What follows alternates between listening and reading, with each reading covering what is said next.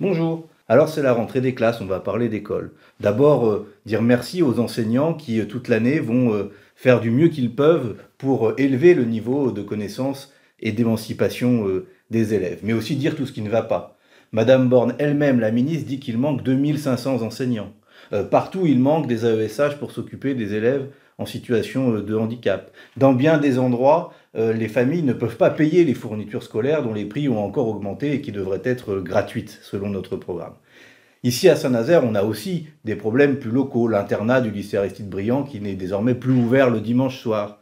Mais surtout une question dont je veux vous parler, celle des écoles qu'on appelle orphelines. Pourquoi orphelines? Parce que ce sont des écoles dont le milieu social des élèves devrait justifier qu'elles soient classées en éducation prioritaire, REP ou REP+, et donc avoir les moyens supplémentaires d'enseignants pour accompagner ces élèves.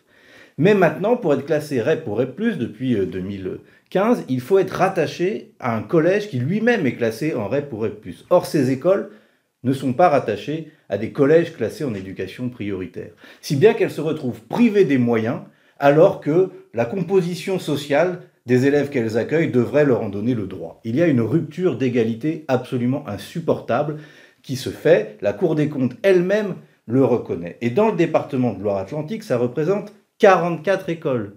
Il y a quasiment autant d'élèves dans les écoles orphelines que dans des écoles classées en REP ou REP+. Dans ma circonscription, ça concerne 6 écoles, 4 à Saint-Nazaire et 2 à Montoire-de-Bretagne. Alors il y a une mobilisation des parents, des enseignants qui a permis d'arracher une ouverture de classe dans une école. Tant mieux, la lutte paye.